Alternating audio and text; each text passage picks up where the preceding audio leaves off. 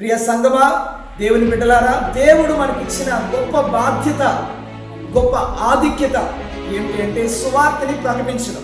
దేవుడు నామానికి స్తోత్రం కలుగును గాక.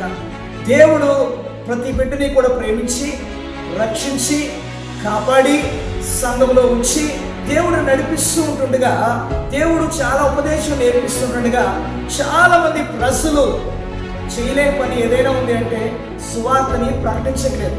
ఈరోజు చట్టాలు మారిపోతున్నాయి, ప్రజలు మారిపోతున్నారు, క్రైస్తవుల మీద వ్యతిరేక శక్తులు, వ్యక్తులు చాలా మంది లేపబడుతున్నారు. రోజు రోజుకి, గంట గంటకి పరిస్థితులు మారిపోతున్నాయి.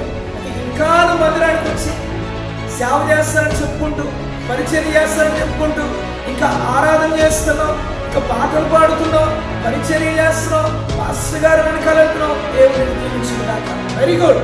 కానీ సువార్త కూడా ప్రకటించగలిగిన మంచి అనుభవాన్ని, మంచి ధన్యతని, ఆ భాగ్యాన్ని నువ్వు అందుకోవాలని ఒక సావుకుడిగా బ్రతిమాలతో ఈ మాటలు నేను పెడుతున్నాను. ఇక సంగమా, దేవుని బిడ్డలారా, సువార్త ప్రకటిద్దాం. నేను ఒక ఆఫీస్లో దేవుడు పెట్టారా?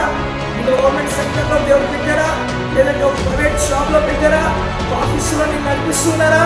లేదా ఒక వీధిలో పెట్టారా?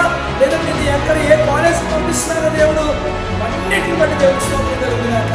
కానీ దేవుడి ఉద్దేశం ఏంటో చెప్పినా, కాలేజ్కి వెళ్తే కాలేజీలో సువార్తను ప్రకటించు. ఆఫీస్కి వెళ్తున్నావా? ఆఫీస్లో సువార్తను ప్రకటించు. ఏదైనా ఉద్యోగం చేసుకుంటావా? సువార్తను ప్రకటించు. వీధిలో నడుస్తున్నావా? సువార్తను ప్రకటించు.